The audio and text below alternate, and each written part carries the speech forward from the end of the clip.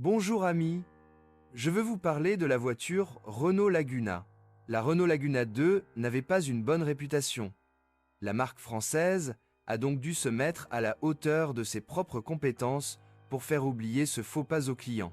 La Laguna 3 a été créée et 10 ans après le début des ventes, nous pouvons déjà évaluer cette voiture. Est-ce que ce fut un succès ou bien fut-ce aussi désastreux que son prédécesseur? En 2009, la Laguna a subi un lifting très modeste qui visait à modifier légèrement l'intérieur. La modernisation suivante a eu lieu en 2013 lorsqu'un grand écran de navigation et des feux de jour à LED sont apparus.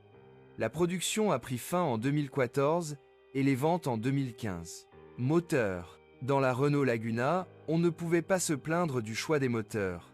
Dès le début, des moteurs à essence de 1, 6 et 2, 0 litres ou un moteur turbocompressé de 2, 0 litres étaient proposés. Ils ont atteint respectivement 110, 140 et 170 chevaux. Pour les conducteurs qui aiment la manière classique de développer un couple élevé, il existe le V6 essence de 3, 5 litres connu du groupe Nissan-Renault et produisant 238 chevaux. C'était également le moteur le plus puissant de la gamme.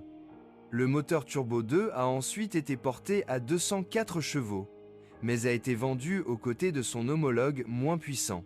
Tout comme les moteurs à essence, les moteurs diesel disposent également d'une large gamme de capacités et de puissance.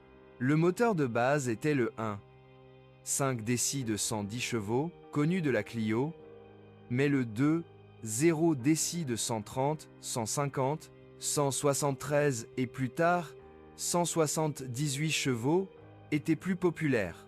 Le moteur diesel le plus performant était un diesel V6 de 3, 0 litres, développant 235 chevaux. Dans cet article, nous nous concentrerons sur la version à moteur 2, 016V de 140 chevaux.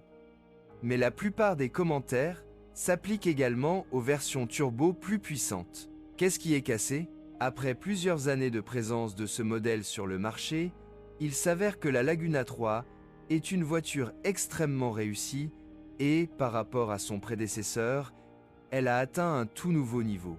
La partie la plus problématique est l'électrique et l'électronique, une caractéristique standard des voitures Renault à ce jour, mais pas au point de constituer un motif d'inquiétude. Il s'agit généralement de problèmes mineurs, comme des commandes de radio ou de fenêtres qui ne fonctionnent pas, ainsi que de problèmes mineurs affectant le fonctionnement du moteur ou même la capacité de continuer à conduire.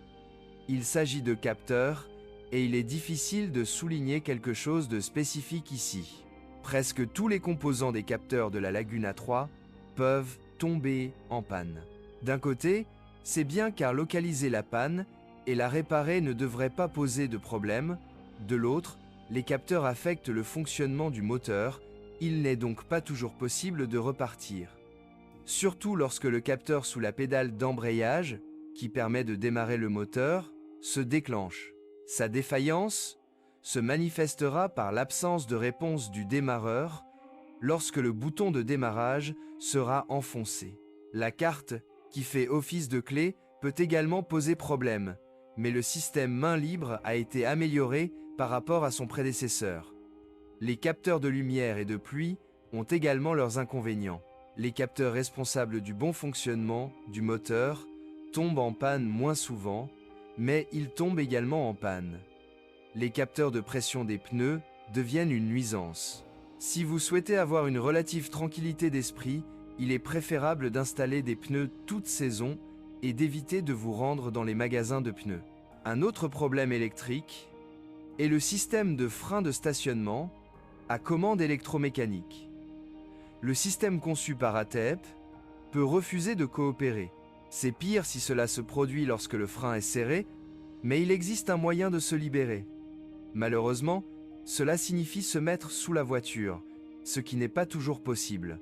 À Laguna, on sent que les pièces ne sont pas parfaitement ajustées et que la qualité n'est pas optimale. Un problème récurrent est celui des rétroviseurs extérieurs qui grincent. C'est une question de saleté.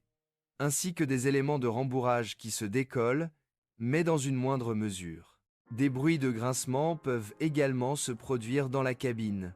Dans les modèles antérieurs au premier lifting, les prétensionneurs de ceinture de sécurité étaient défectueux. Il vaut la peine de vérifier si la voiture a été réparée dans le cadre d'une campagne d'entretien. Quoi qu'on en dise, la suspension de la Laguna 3 est une conception très réussie. D'un côté assez rigide, de l'autre droit. Cela signifie une usure assez rapide des éléments en métal caoutchouc et des axes, mais ils sont très peu nombreux. 2 bagues pour le bras transversal avant et un axe. De plus, ils peuvent tous être remplacés tout en laissant l'ancien bras de suspension. La poutre de torsion arrière ne nécessite pratiquement aucun entretien, et si le remplacement des bagues est nécessaire, ce n'est qu'après un kilométrage élevé. Même les amortisseurs et les ressorts sont montés séparément, ce qui signifie qu'ils peuvent être remplacés dans un garage avec un ensemble d'outils de base. Dans l'ensemble, la suspension est parmi les moins chères de sa catégorie. Le gros avantage de la voiture est la rigidité de la carrosserie et une bonne protection contre la corrosion. Certains éléments ne sont pas en acier. Le capot par exemple. Nous vous conseillons donc de ne pas juger trop hâtivement les articles que vous achetez avec un mètre de peinture en main. J'ai laissé le moteur pour la fin, car le bloc essence de 2,0 litres développant 140 chevaux est le point le plus fiable de la voiture. Bien sûr, à part les capteurs, c'est fiable. Il faut changer l'huile tous les 15 km et les bougies tous les 90 km, rien de plus. Il convient de noter ici que bien que la viscosité optimale pour le moteur soit 5W30 ou 5W40, le fabricant recommande également d'utiliser 10W40. Le moteur MR a été conçu par Nissan et propulsé, entre autres, X-Trail ou Qashqai. Il est doté d'une chaîne de distribution pratiquement sans entretien qui peut s'étirer légèrement avec un kilométrage élevé et une utilisation principalement sur de courtes distances. Le remplacer n'est pas cher. Une installation de gaz bien choisie, correctement installée et réglée, apportera des économies mesurables et ne devrait pas causer de problèmes majeurs. Le moteur ne montre aucune faiblesse à cet égard. Est-ce que ça vaut le coup de l'acheter?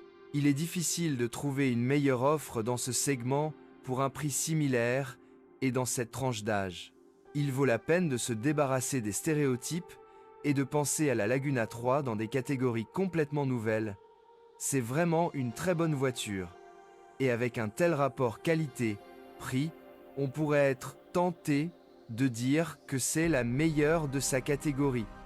Surtout, si vous recherchez une voiture avec un moteur à essence, le moteur 216V décrit dans l'article est celui que nous recommandons le plus. Merci de m'écouter, n'oubliez pas de vous abonner à la chaîne et de noter ma vidéo. Si vous connaissez des problèmes avec cette voiture que je n'ai pas mentionné, assurez-vous de les publier dans les commentaires.